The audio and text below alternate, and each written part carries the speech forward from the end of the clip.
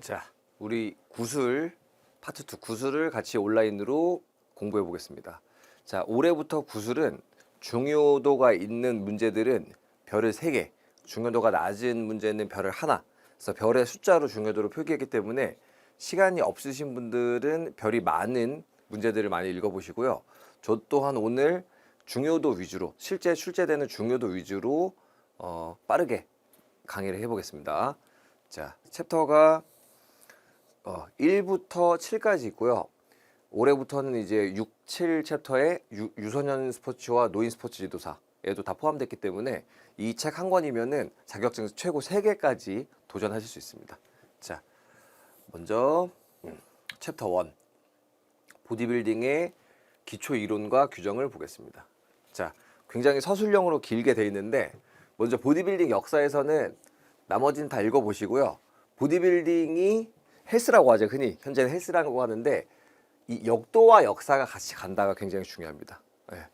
역도와 역사가 같이 가고 이 역도를 처음 시작한 게 유젠 산도우. 예. 19세기 독일 출신의 유젠 산도우가 역도와 파워리프팅을 기반으로 보디빌딩을 시작했다. 그래서 세계 보디빌딩의 역사는 이 유진 산도우라는 이제 분을 기억하시면 되고요. 우리나라에서는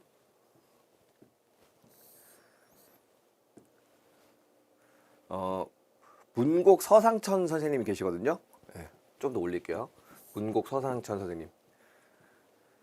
네, 사실은 보디빌딩이라기보다는 역시 역도, 네, 역도를 기반으로 하셨기 때문에 이제 문곡 서상천 선생님이 굉장히 중요한 인물이다라고 볼 수 있습니다. 번외로 우리 여운형 선생님 아시죠? 아이고, 빨간 글씨로 이름 쓰면 안 되지. 우리 역사적 인물이시니까. 그 여운형 선생님께서 시험에는 잘 안 나오지만 실제로 우리나라 1대 보디빌딩, 1대 몸짱이셨고 이제 테니스 협회랑 뭐 다른 체육 활동을 많이 하셨던, 체력을 굉장히 강조하셨던 이제 인물이기도 한데 우리 주로 시험에서는 문곡 서상천 선생님이 가장 중요한 인물이다. 그래서 유젠 산도우, 그 다음에 문곡 서상천, 이 두 인물을 역사에서는 기억하시는 게 가장 중요합니다. 나머지는 편하게 읽어보시면 될 것 같아요. 그래서 나머지도 다 거의 뭐 역도에 관련된 역사가 보디빌딩 역사로 같이 되고 있고요. 현재까지도 문곡 서상천배 역도 대회가 유지되고 있습니다. 자, 그리고 역사 문제에서는 실제 구술 문제에서는 최초가 가장 중요하죠. 최초의 보디빌딩 시합을 가진 것은 1949년 서울 공관에서 개최된 미스터 코리아가 처음이었고 아시아 보디빌딩 연맹을 1970년대 가입했으며 87년에는 역도 연맹에서 보디빌딩 연맹이 분리되었다. 요 정도까지만 기억하시면은 좋을 것 같아요. 자주 나오는 문제는 아니지만 역사에서는 인물과 처음 이제 시작됐을 때, 대회가 시작됐을 때, 협회에 가입했을 때 그런 부분이 중요합니다. 자, 보디빌딩 정의 문제도 종종 기출이 되는데 가장 중요한 거는 바벨과 덤벨.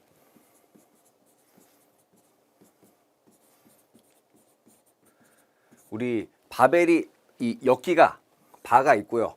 흔히 역기라 그러죠. 여기 원판 끼는 거. 이 가운데 있는 걸 바라 그러고 끼는 거를 바벨이라고 합니다. 여기 원판 끼는 거를. 그래서 얘를 바벨이라고 하고, 여러분 덤벨은 보셨죠? 흔히 아령이라고 하는 핑크 덤벨도 있고. 이 바벨과 덤벨의 프리웨이트를 이용해서 몸을 가꾸는 것을 보디빌딩이라고 합니다. 그래서 보디빌딩에 대해서 얘기하시오라고 하면은 위에 있는 그대로 이제 얘기하시면 좋고, 너무 기니까 가장 키워드는 바벨과 덤벨을 활용하여 근육의 크기와 모양을 개선하고 몸의 균형과 조화를 이루는 것을 목표로 한다라고 얘기하시는 게 좋습니다. 다음은 보디빌딩의 복장과 컬러링인데 최근에 바뀌었어요. 우리 그 엉덩이에 4분의 3을 가려야 됩니다. 너무 팬티가 얇으면 너무 야하죠. 그래서 4분의 3을 이제 가리고 측면 폭은 최소 이제 팬티의 측면이 5cm 이상이어야 된다. 이게 너무 얇으면은 끈 팬티처럼 너무 선정적일 수 있기 때문에 스포츠보다는 이제 다른 관점을 볼 수 있어서 기준을 정했고요. 트렁크 안에 이제 다른 패딩을 넣거나 결혼 반지를 제외한 액세서리 착용은 금지가 된다. 뭐 목걸이라든지 이런 거는 이제 금지가 됩니다. 자, 컬러링도 실제 시합장에서도 굉장히 문제가 많이 되는 부분인데 지워질 수 있는 탄이나 브론저를 사용하면 금지합니다. 예, 왜냐면 벽 같은 데 다 묻거든요.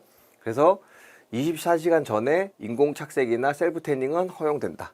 그래서 칼라링이라고 해서 칼라크림 바르는 게 정통 보디빌딩 대회에서는 금지가 됩니다. 전문적인 경기 태닝 방법은 전문적인 회사나 자격 있는 개인에게 받을 경우 가능하고 광택, 광채, 윤이 나는 펄 및 황금빛의 사용은 금지되며 과도한 오일도 금지된다가 이제 협회 기준인데 사실 이제 뭐 칼라크림이나 반짝이 같은 것도 많이 뿌리는 게 현실이긴 합니다. 하지만 이게 규칙이니까 혹시 나오게 되면은 기억해 주셔야 됩니다.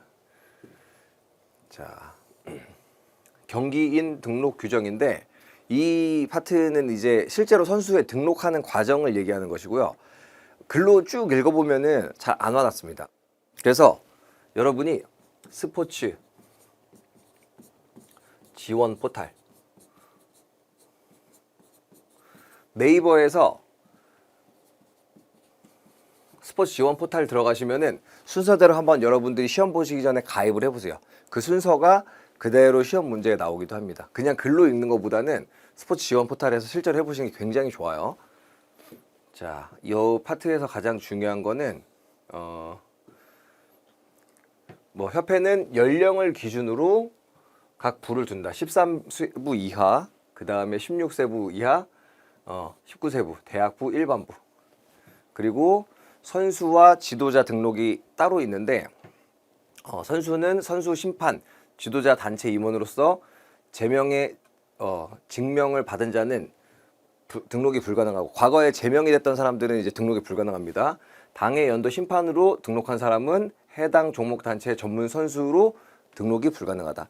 심판으로 등록돼 있는 사람이 당연히 선수는 등록을 하면 안 되겠죠. 이게 규정이고 지도자나 심판 관리 담당자는 체육단체에서 다음 중 어느 하나의 사유로 자격 정지가 1년 이상 된 사람들은 등록이 불가능합니다. 가장 큰 게 이제 폭력과 성폭력, 그 다음에 편파 판정, 승부 조작, 그 다음에 금전적인 문제가 있는 사람들은 이제 심판, 감독, 선수 관리 담당자까지 불가능하다라고 볼 수 있습니다. 이 내용들도 스포츠 지원 포털에 들어가시면은 볼 수 있어요. 예. 이게 시험에 자주 나오기 때문에 기억을 좀 해야 되는 파트입니다. 자, 뭐 등록 규정의 위반에 대한 조치 같은 경우는 한번 읽어보시면 될 것 같아요. 자주 나오진 않으니까. 또 경기력 향상위원회의 기능, 이 부분도 그냥 편하게 읽어보시면 될 것 같아요. 별 1개, 2개는 제가 넘어가겠습니다. 넘어가고 편하게 보실게요. 자, 선수위원회 규정에 명시된 선수 권익보호와 관련하여 신고 접수되어 인정될 경우에 대한 조치. 자, 굉장히 중요하죠. 이 부분은 별이 3개입니다. 아주 중요해요. 자, 지도자가 폭력으로 첫 번째가 된 경우는 1년 자격정지가 되고요. 두 번째 폭력을 행했다 10년 이상. 3차 영원히 끝납니다. 이 부분은 기억하세요. 50 영구제명. 자, 선수 같은 경우 선수가 또 선수를 폭행하는 경우가 있습니다. 자, 선수 같은 경우는 3, 5 영구제명. 예. 지도자는 50 영구제명, 선수는 3, 5 영구제명. 이렇게 볼 수 있어요. 자, 더 심각한 게 이제 성폭력이죠. 우리가 그 이전에 성폭력으로 이제 선수들이 굉장히 안 좋은 선택을 하고 이런 경우도 많았는데 성폭력은 1차만 해도 영구제명입니다. 당연한 거죠. 아주 엄격해야 돼요. 그죠? 자, 그 다음에 이제 성폭력이 아니고 성과 관련된 행위, 뭐 성희롱이나 조금 더 약한 성에 대한 관련된 행위들은 역시 5, 10 영구제명으로 볼 수 있고요. 선수는 마찬가지로 3, 5 영구제명으로 볼 수 있습니다. 이 스포츠가 그 감독님과 선수의 상하관계가 거의 뭐 군신관계 이상으로 강력하게 수직관계이기 때문에 특히 이제 이성 선수와 이제 감독님의 관계는 굉장히 문제가 많이 생길 수 있어요. 그래서 과거에 문제가 많았기 때문에 아주 엄격하게 현재는 법을 규정하고 있고 그런 성적인 문제로 인해서 규정들이 아주 강하게 나오고 있다. 저는 이건 아주 좋은 제도라고 봅니다. 이 부분이 문제가 굉장히 많이 나오기도 해요. 실제로. 자, 심판의 등급 구분. 자주 빈출되는 문제고요. 국제심판 같은 경우는 A급, B급, C급으로 이제 등급을 나누고 A급이 가장 높은 등급이고 자, C급은 낮은 등급일 수 있고. 자, 국내는 이제 1급, 2급으로 나눌 수 있고 1급이 더 높은 수준의 심판으로 볼 수 있습니다. 전국 규모의 경기 대회에서 이제 심판을 볼 수 있는 거고요. 자, 2급 심판 같은 경우는 지역 규모. 그래서 예를 들어서 미스터 서울. 그럼 서울 지역 내 경기 대회거든요. 미스터 경기. 이런 대회는 이제 2급 심판이 심사를 볼 수 있고요. 전국체전. 예를 들어서 그다음에 뭐 미스터 코리아. 이거는 이제 전국구 전체 국내 전체에서는 가장 탑 대회이기 때문에 이런 대회들 같은 경우는 1급 심판이 이제 심사를 볼 수 있습니다. 자, 이렇게 기억하시면 되고요. 나머지 뭐 규정 같은 경우는 편하게 보세요. 또 품위 관련된 내용도 편하게 보시고 당연한 얘기들이에요. 당연한 얘기들인데 사실은 보디빌딩이 뭐 피겨 스케이팅이나 이런 스포츠들도 마찬가지 주관적인 부분이 많아요. 예술성을 보기 때문에. 그래서 오심이나 편파 판정이 굉장히 많습니다. 그래서 뭐 정관과 협회 또는 스포츠 공정위원회까지 가긴 하는데 현실은 사실은 편파 판정이 많이 있긴 하다. 그래서 보디빌딩이 진짜 스포츠로 잘 인정되지 않는 부분도 있긴 합니다. 이렇게 규칙은 정해져 있다. 자, 뭐 심판 자격의 취득 제한이나 심판 자격 유지 부활 같은 경우는 요거는 좀 중요하니 같이 볼게요. 위원 읽어보시고. 자, 심판이 한번 자격이 상실됐어. 그리고 다시 취득하려고 하면은 취득 후 4년에 한 번씩 재교육을 받아야 되고요. 재교육을 안 받으면 심판 자격이 상실이 됩니다. 이수하지 않아가지고 재교육을 이수하지 않아서 상실된 사람들은 상실 기간에 비례하는 추가 강습비를 납부해야 됩니다. 내가 만약에 예를 들어서 재교육을 받아야 되는데 까먹고 1년을 안 받았어. 그럼 1년 동안 이제 교육을 받고 그 강습비를 내야 돼요. 그래야지 동일 자격의 취득이 가능하다. 징계로 인해서 자격이 정지된 심판은 징계 해제 후 3년이 경과한 후 3년이 경과하고 그 다음 재교육을 가능해서 2급부터 다시 올라가야 됩니다. 아무리 1급 자격증이 있더라도. 자, 이 부분 굉장히 중요해요. 징계가 있던 그 심판 같은 경우는 3년 유예기간이 있고 그 다음에 재교육이 필요하다. 2급부터 시작한다. 아주 종종 나오는 문제들입니다. 의무 당연한 거니까 편하게 읽어보시고요. 심판의 주의사항도 별은 2개지만 자주 빈출돼요. 중요하니까. 자, 당연히 옆에 있는 심사위원과 대화하면 안 되겠죠. 실제로 시합장 가면 대화 자주 하시긴 하던데. 자, 그 다음에 의도적으로 영향을 주면 안 된다. 그렇죠? 개인적인 사진은 찍을 수 없다. 심사하는 동안. 그리고 또 예전에 한번 저도 본 적이 있는데 심판이 포징 어떻게 잡으라고 지도를 하더라고요. 아주 잘못된 행위죠. 그 다음에 당연히 음주를 하면 안 되고 심판이 선수로서 참여하면 안 되겠죠. 당연한 얘기인데 빈출되는 문제니까 읽어보시면 될 것 같아요. 자, 보디빌딩에서는 가장 중요한 게 도핑이죠. 이 도핑 때문에 사실 정식 스포츠 전국체전에서 이제 제외됐어요. 하도 약물을 많이 써가지고. 그래서 이 부분도 아주 자주 빈출되는 문제입니다. 도핑이란 무엇이냐? 수행 능력을 향상시킬 목적으로 선수에게 금지 약물을 투여해가지고 특수한 이학적인 처치 및 사용 행위를 은폐하는 것을 말한다. 보디빌딩에서는 이제 스테로이드가 가장 대표적입니다. 스테로이드. 그래서 근비대가 일어나고요.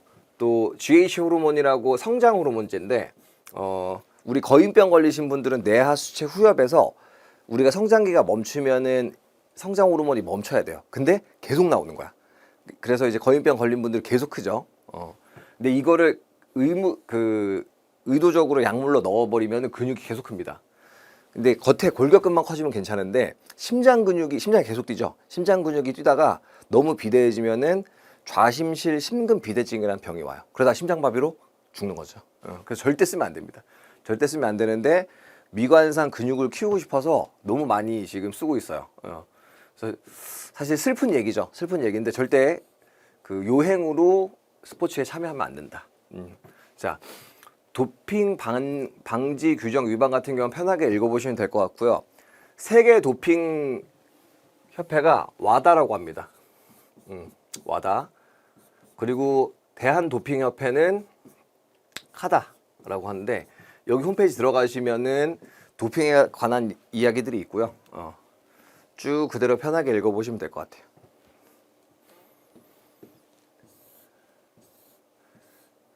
뭐 도핑 규정의 기본 원리, 뭐 페어플레이 해야 되고 건강해야 되고 당연한 거니까 편하게 읽어보시면 될 것 같아요.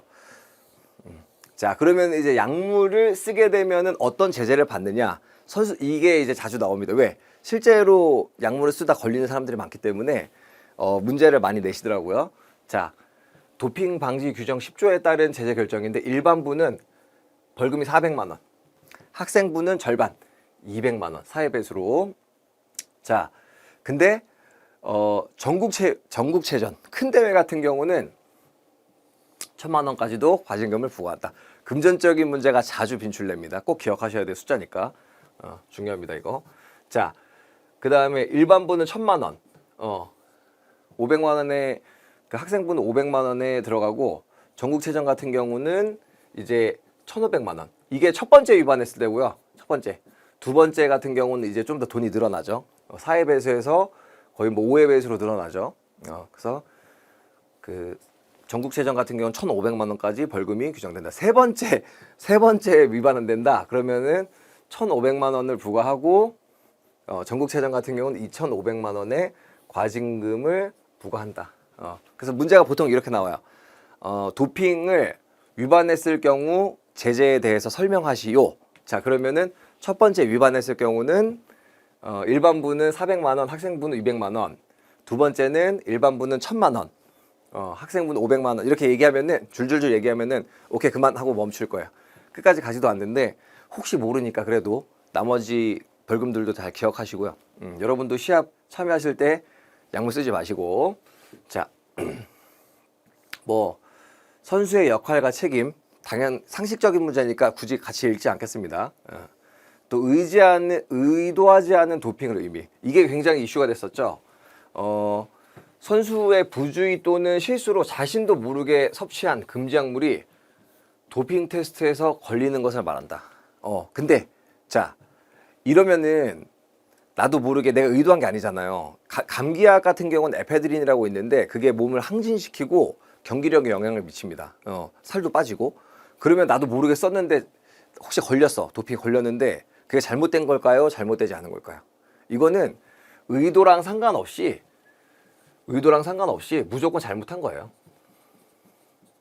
그래서 유명한 수영 선수 한 분이 감기약 잘못 처방받아가지고 그 협회에서 영구 제명도 되고 그 종목에서 완전히 은퇴해버린 사건이 있었거든요. 네. 저희가 이제 공부하는 곳이니까 선수 이름은 얘기하지 않겠습니다. 종종 많이 있습니다. 그래서 대한민국 사람이면 다 아는 선수분이 그렇게 이제 요 의도하지 않은 도핑에 걸려서 선수 생활이 끝났던 상황도 있었죠. 자, 기출문제에서 약물에서는 가장 중요한 게 TUE입니다. TUE. 치료 사용 면책인데, 자, 그러면은 약물이 도핑에 걸리는 약물을 쓸 수밖에 없는 상황이 오는데 왜? 내가 치료를 하기 위해서 그 약물을 쓰지 않으면 위험하거나 내가 죽을 수도 있어. 그죠? 그러면은 면책을 시켜줍니다. 어떻게? 치료 사용 면책이라는 제도가 있어요. 선수가 오타네요. 약물이 아니라 약물입니다. 약물. 특정 약물로 치료를 해야 되는데, 그 약물이 금지 약물이라면은 이 신청서, 치료 사용 면책 신청서를 제출하면은, 복용 후 복용 및 사용을 할 수 있는 제도예요. 굉장히 중요하죠. 선수의 건강을 위해서, 또 생존을 위해서. 선수는 TUE를 통해 금지 약물과 금지 방법에 대해서 승인을 받고 치료에 이용할 수 있습니다. TUE 승인을 받으면 양성 반응으로 제재를 받을 염려가 없습니다. 미리 해놓으면은. 근데 언제 해야 되느냐? 올림픽 직전에, 월드컵 직전에 하면 안 되겠죠? 참가 30일 전까지 미리 신청해야 돼요. 이게 논란이 많아. 참가 29일 전에만 이걸 신청해도 도핑 걸리면 끝이에요. 무조건 30일, 이거 기억해야 됩니다. 무조건 30일 이전에 신청해야 되고, 상시 금지 약물일 경우는 즉시 내가 이제 뭐 게임 60일, 70일 전이어도 즉시 신청을 해서 도핑 같은 경우 재밌는 게 올림픽 게임 중에 아니면 올림픽 게임 직전에만 하는 게 아니라 그 선수가 세계적으로 높은 랭킹이 있잖아요. 그러면 갑자기 찾아옵니다. 비시즌이어도. 상시 불시에 찾아오거든요. 그래서 사용하는 즉시 신청을 해놔야 돼. 갑자기 불시 검사 왔는데 도핑 걸리면 끝나거든요. 아까 위에 있던 선수도 불시 검열에서 걸린 거예요. 시합 중에 걸린 게 아니라 비시즌 중에 불시 검문으로 걸려가지고 된 거기 때문에 사용 즉시 해놔야지 혹시 불시 검문에 걸리지 않는다는 거죠. 예외적이나 응급 상황에 한해도 사후 TUE도 가능하다. 응급 상황이 생긴다면은. 근데 이거는 굉장히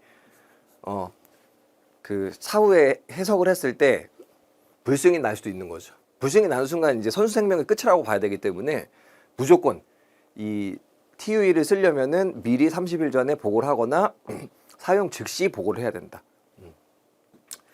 사실 선수들이나 의사 선생님들은 다 압니다. 그게 의도적으로 쓰는 거고 진짜 치료를 쓰는 건지 치료를 위해 쓰는 건지 다 알죠. 자, 절차 같은 경우도 굉장히 중요합니다. 도핑 방지 기구에서 신청서를 다운로드 하고요. 담당 의사에게 신청서를 작성하고 도핑 방지 기구 또는 국제연맹에 제출합니다. TUE 신청 시 도핑 방지 기구에서 위촉한 전문가 3인이 신청서를 검토해서 다음 조건을 충족할 경우 승인을 합니다. 해당 약물을 복용하지 않으면 건강이 악화되는 경우, 그 다음에 경기력 향상에 영향을 미치지 않는 경우, 다른 대체 치료 방법이 없을 경우. 이 정도 심사하려면은 의사, 그 약물에 대한 의사나 약사 전문가들이겠죠. 그래서 다른 대체약들도 찾을 수 있기 때문에 합당하게 이제 통과가 된다면 약물을 쓸 수 있는 거죠. 도핑 방지 기구는 선수에게 신청된 약물 복용 또는 사용 가능 여부를 역시 바로 통보해 줍니다. 승인이 거부되면은 그 사유를 바로 안내해주고 선수는 판정의 이의 제기도 가능을 합니다.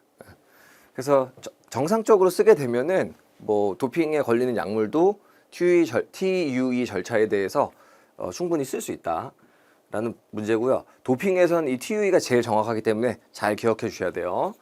자, 이제 보디빌딩이 아시안 게임 정식 종목으로 채택된 게 2002년도 부산 아시안 게임에서 채택되었습니다. 이거 꼭 기억하시고, 자, 원래는 보디빌딩이 처음 시작할 때는 그냥 체급, 키 이런 제재 없이 한 가지 체급부터 시작했는데 1979년부터 보디빌딩을 체급으로, 체중으로 이제 나누기 시작했습니다. 그래서 뭐 벤터급, 라이트급, 뭐 헤비급 이런 식으로 급을 나눴죠.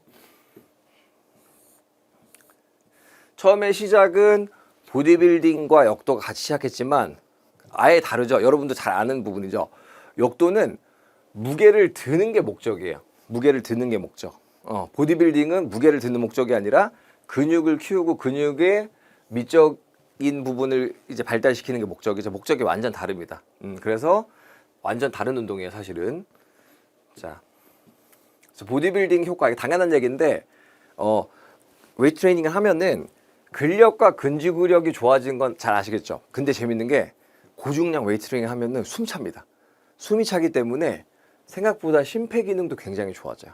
그리고 정확한 자세로 하면은 유연성, 그 다음에 다른 기초 체력도 공통적으로 발달하기 때문에 과도한 근비대 아니면은 웨이트 트레이닝을 해도, 웨이트 트레이닝만 해도 꽤 심폐지구력과 체지방 감량에도 효과가 있어요. 왜? 기초 대사량을 높여주니까. 그런 이제 효과가 있다는 것들 또 기억하시면 되고요. 29번 같은 경우는 뭐 상식적인 부분인데, 뭐 IFBB가 있어요.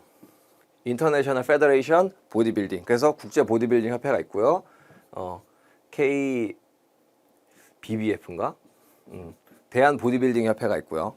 그다음에 뭐 아시아 보디빌딩 협회, 한국 도핑방지위원회 카다가 있고. 그래서 협회는 잘 문제는 안 나오는데 상식으로 알고 계시면 됩니다. 그래서 요즘 재밌는 게 IFBB 프로카드 몸 만들어가지고 국제대회 나가서 점수를 따면은 프로카드도 따거든요. 그 프로카드가 있는 선수들이 이제 좀 같은 선수 중에서도 프로라고 이제 보는 거죠. 이런 제도도 생겼다는 거 시험에는 안 나옵니다. 자, 경기 규칙은 자주 나옵니다. 경기 규칙은, 자, 가로 6m 최소, 세로 1.5m, 높이는 0.6m여야 돼. 그래서 심사위원이 밑에 앉아 계시고 무대 위에서 무대 위에서 선수들이 이제 자세를 잡는 거야. 이렇게. 항상 아래에서 위를 바라보기 때문에 포징을 잡을 때 정면을 보고 잡으면 안 되고 살짝 밑에를 보고 해줘야 돼요. 그게 이제 또 노하우죠. 그래서 최소 0.6m 이상의 그 무대가 높아져 있는 위대에서 서서 이제 시합을 하고 근육을 잘 비출 수 있도록 조명이 설치돼야 된다. 그래서 조명 싸움이 치열합니다. 실제로 보디빌딩 시합하면은 조명이 없는 부분에 있는 선수와 있는 부분의 선수가 굉장히 차이가 많이 나요. 그래서 조명 가지고 자리 싸움도 많이 합니다. 조명이 설치되어 있어야 되고 이제 국제 보디빌딩 대회 같은 경우는 IFBB 로고가 붙어 있고 아니면 이제 국내 보디빌딩은 이제 대한 보디빌딩 협회 로고가 붙어 있을 수 있다. 그 선수들이 대부분 맨발로 무대에 서기 때문에 바닥에는 이제 발이 다치지 않게 카펫을 깔아 놓는 게 규칙입니다. 자, 심판 같은 경우는 위원장 1명, 심판장 1명, 심판원 9명. 그리고 심판원마다 혹시 다른 문제가 생길 수 있기 때문에 예비 심판원도 있고요. 여성 시합 같은 경우 최소 여성 심판을 4명 이상 이제 배치를 하는 게 규칙입니다. 심사 기준은 벌크업 데피니션 컷이라고 하는데 벌크업은 요즘 이제 헬스 매니아 분들이 많이 생기니까 근육을 이제 덩어리를 키우는 거죠. 그리고 데피니션 같은 경우는 하나의 근육이 닭가슴살 찢어 보셨나요, 여러분? 닭가슴 찢으면은 세분화되게 이렇게 쫙 갈라져요.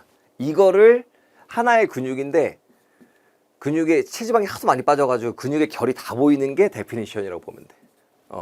근데 얘랑 비슷한 게 뭐냐? 얘는 하나의 근육이 갈라지는 거고 체지방이 없어서. 어깨를 예를 들어 볼까요? 여기 어깨 삼각근이 있고 앞에 상완 2두근이 있고 상완 3두근이 있어. 근육이 이렇게 나눠져 있어요. 근육이 분리되어 있는 거를 세퍼레이션이라고 해요. 세퍼레이션. 이거 적으세요. 세퍼레이션. 이거는 뭐를 얘기하는 거냐? 근육의 분리도. 같은 근육에서 갈라지는 거를 데피니션이라고 그러고 근육이 이게 볼록볼록 잘 나눠져 있는 거를 세퍼레이션이라고 합니다. 세퍼레이션 또한 보디빌딩 심사 기준에 들어갑니다. 3번의 컷이 이 세퍼레이션을 또 다른 말로 얘기하는 것이에요. 네, 세퍼레이션. 그래서 보디빌딩 심사 기준이 무엇이냐? 벌크업, 데피니션, 세퍼레이션입니다. 또는 세퍼레이션이 무엇인지 설명해 보시오. 이렇게 문제가 나올 수 있어요. 세퍼레이션은 근육의 윤곽과 분리도를 얘기합니다. 라고 얘기하시면 돼요. 네, 아주 중요합니다. 이 부분은. 자, 보디빌딩의 라운드. 우리가 이제 실기 파트 보면 여러 가지 포징도 사진으로 다 넣어 있을 거예요. 그 위에서 사진 보고 포징을 알아보시면 될 것 같고 순서 같은 경우는 예선 라운드 같은 경우는 4개의 규정 포즈만 딱 합니다. 4개의 규정 포즈만 하고 그 다음에 예선 1라운드 4개 규정 포즈 플러스 7개의 규정 포즈로 비교 심사를 합니다. 그 다음에 결선 2라운드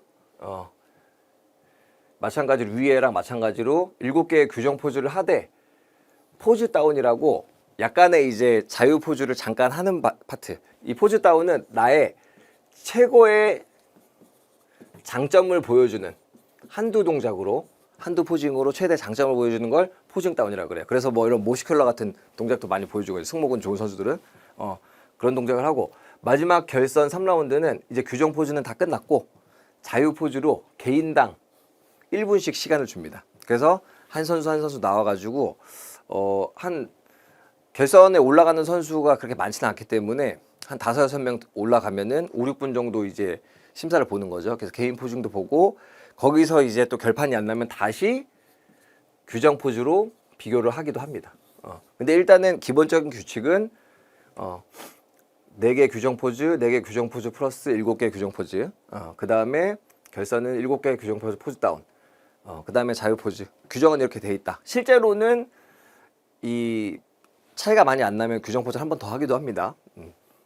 자, 그러면 규정 포즈가 뭐가 있느냐? 밑에 나와 있죠. 프론트 더블 바이셉스, 전면 이두근 포즈, 전면 이두근 포즈, 알통 보여주는. 자, 그 다음에 프론트 레스프레드, 정면에서 레티스머스 도르시라고 광배근입니다. 광배근. 그래서 이렇게 펼쳐가지고 광배근 보여주는 포즈 있을 거예요. 레스프레드 포즈. 그 다음에 사이드 체스트는 옆으로 가슴을 보여주는 포즈. 그 다음에 백 더블 바이셉스는 프론트 더블 바이셉스의 반대죠. 뒤에서 이두근을 보여주는 포즈. 백 레스프레드는 뒤에서 광배근을 보여주는 포즈.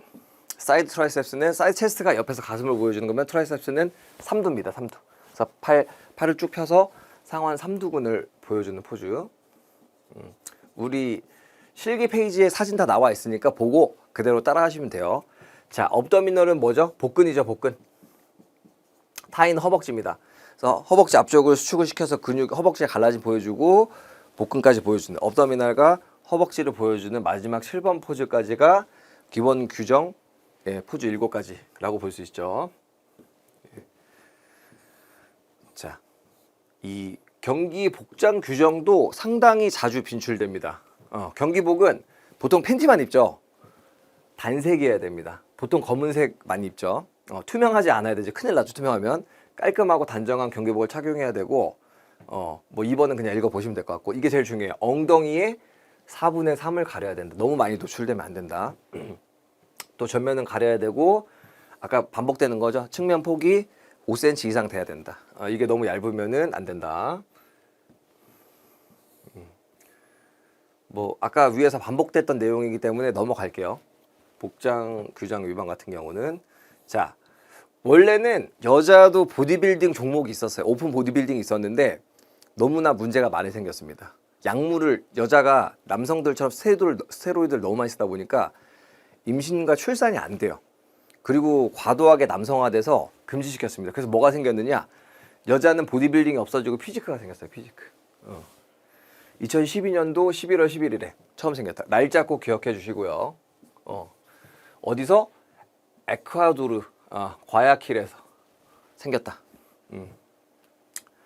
그래서 이전에 여자 보디빌더들이 근육에 비해서 이제 덜 발달시키면서 탄탄하고 미적으로 보기 좋은 이게 여성들은 남성 호르몬 분비가 적기 때문에 근육 발달이 적은 게 정상이에요. 그리고 원래 출산과 육아를 해야 되게 몸이 발달해서 지방이 많고 근육이 남자보다 적은 게 정상입니다. 역할이 다르니까. 근데 남성 호르몬제를 써가지고 너무 근육을 많이 발달시키니까 이게 사회적으로 문제가 됐었죠. 그래서 근육을 덜 발달시키는 게 키포인트예요. 미적으로 보기 좋은 몸을 만드는 게 좋다. 하지만 요즘 인스타그램 보면 몸 너무 큰 분들 계시죠? 건강 잃을까 봐 걱정이에요. 절대 약물 쓰시면 안 됩니다. 자, 피지크 여자 경기 같은 경우 남자는 7가지 포즈가 있었는데 여자는 크게 4가지로 프론트 포즈, 사이드 체스트, 트라이셉스, 백 포즈 이렇게 있죠. 여자는 이 광배근이 잘 발달이 안 되기 때문에 광배근 포즈가 없는 게 특징입니다. 자, 그래서 여자 피지크는 1, 2라운드에서는 쭉 편하게 읽어보시면 될 것 같고 여자들은 이제 머리 스타일로 해야 되고요. 화장도 하는 게 또 특징이에요. 전반적인 골격근의 발달, 균형, 체격의 대칭적인 발달, 자신감을 표현하는 능력도 발휘한다. 그래서 남자 보디빌더는 정말 근육을 보여주면은 여자 피지크 선수들 같은 경우 약간 무용하듯이 미적인 부분을 보여주는 게 또 특징이에요. 그 포징이나 자세 잡는 게 다릅니다. 자, 3라운드 같은 경우도 근육만 보여주는 게 아니라 스타일, 우아함, 개성, 탄탄함, 전반적인 안무 과정을 또 평가하는 것이 특징입니다. 그래서 과도하게 근육이 발달하면은 감점이에요. 혈관이 너무 튀어나와도 감점이에요. 이전 보디빌딩 선수랑 비슷하면 감점입니다. 그리고 과도하게 마르거나 셀룰라이트가 체지방이 뭉쳐가지고 다리가 울긋불긋해지는 거죠. 살쪄서 시합 나오면 당연히 감점이겠죠. 이런 경우는 감점일 수 있다. 여자 피지크 경기 구성은 예선 1라운드는 4개의 규정 포즈. 예선 내에서 예선 라운드는 4개의 규정 포즈. 예선 1라운드는 규정 포즈와 쿼터 턴, 규정 포즈를 심사한다. 그 쿼터 턴이 턴 라이트라고 계속 그 자세를 잡고 오른쪽으로 도는 거야. 오른쪽으로 돌고 후면도 보여주고 오른쪽으로 돌고 계속 쿼터 턴 라이트 오른쪽으로 돌거든요. 그래서 전후 좌우 다 보여주는 거죠. 그 다음에 결선 2라운드 같은 경우는 규정 포즈와 포즈 다운 가장 자신 있는 포즈 하고 3라운드 최종 같은 경우는 이제 자유 포즈 심사도 실시합니다. 자, 여성들 같은 경우는 남자랑 조금 다른 게 이제 상의가 있죠. 그래서 비키니 복장처럼 투피스로 두 개로 나눠져 있는 복장을 착용하고 남자는 4분의 3이지만 여성분들은 2분의 1 이상 가린다. 그 나머지는 뭐 비키니 상태 당연히 좋아야겠죠. 이 부분도 자주 빈출됩니다. 자, 끈으로 된 비키니는 엄격하게 금지되고요. 뭐 액세서리 같은 경우는 착용하면 안 되고, 임플란트 또는 액상 주사를 사용해서 근육 또는 신체에 자연적인 형태를 변형하는 것은 엄격하게 금지된다. 하지만 뭐 가슴 수술은 제외한다는 거. 그래서 최근에 근육을 인위적으로 만들려고 신톨이라고 어깨 키우고 싶어서 막 주사를 넣어가지고 보형물을 넣어서 만드는 경우도 있어요. 나중에 나이 들면 굉장히 고생합니다. 이게 다 문제가 되기 때문에. 자, 챕터 1은 여기까지. 자, 챕터 2 알아보겠습니다.